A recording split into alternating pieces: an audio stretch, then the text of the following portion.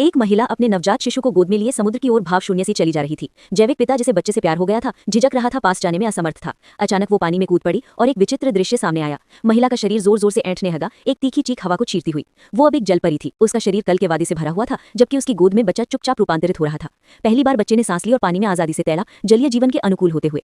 जलपरी माँ का दिल आखिरकार शांत हो गया, लेकिन उसकी आंखों में कोई खुशी नहीं, बस गहरी चिंता थी। ये इंसानों और दूसरी प्रजातियों के बीच का जीवन था, और इसके पीछे एक छिपा हुआ रहस्य छिपा था। गंभीर परमाणु संदूषण के कारण जलपरियां प्राकृतिक रूप से प्रजनन नहीं कर सकती थी। अगर वे गर्भ धारण करने में भी भाग्यशाली होती तो भी जन्म दोषों की दर चिंताजनक रूप से ऊंची थी। परिणाम स्वरूप जलपरी की आबादी घटती गई और प्रजाति विलुप्त होने का खतरा मंडराता रहा। उन्हें मानवीय समाधान स्वीकार करने के लिए मजबूर किया गया, फिर भी नरभक्षण की परंपरा उनके अपने ही लोगों के भीतर बनी रही। श्याओ मेई को अपने बच्चे के साथ जमीन पर लौटने के लिए मजबूर होना पड़ा। पहली बार मां बनने के कारण उसने बच्चे को सोने के लिए बिस्तर के नीचे रख दिया और पानी के नीचे गुफा जैसी अंधेरी जगह में सुरक्षा का एहसास पाया। बाद में एक दोस्त उसके लिए बच्चे की जरूरत की चीजें लेकर आई, लेकिन वो उनका इस्तेमाल करना नहीं जानती थी। दोस्त ने जल्दी से प्रदर्शन किया और श्याओ मेई ने आश्चर्य से सुना। चूंकि मछलियों के खाने की कोई नियमितता नहीं होती, इसलिए बच्चे का भोजन ताजा निचोड़ा हुआ मछली का रस था। हालांकि उसने गलती से एक और पी लिया और बच्चे को मुंह से मुंह लगाकर खिलाने की कोशिश की, जैसे मत्स्यांगना। उसकी सास ने जल्दी से बच्चे को ले लिया और धैर्यपूर्वक उसे बोतल का इस्तेमाल करना सिखाया। एक दिन दो नर मत्स्यांगना अचानक घर पर आ पहुंचे। वे बच्चे को वापस अपनी मछलियों के समूह में ले जाना चाहते थे, क्योंकि उनके अनुसार युवा मछलियों को कौशल सीखने और योद्धा बनने के लिए नरों द्वारा पाला जाना चाहिए। अपनी प्रजाति के इस क्रूर शासन का सामना करते हुए श्याओ मेई के पास मना करने का कोई कारण नहीं था। अंधेरे में उसने अनिच्छा से बच्चे को नर मत्स्यांगनाओं को लौटा दिया और बच्चे के जैविक पिता के साथ अपनी मत्स्य जाति का जीवन जारी रखने के लिए मानव संसार में ही रही।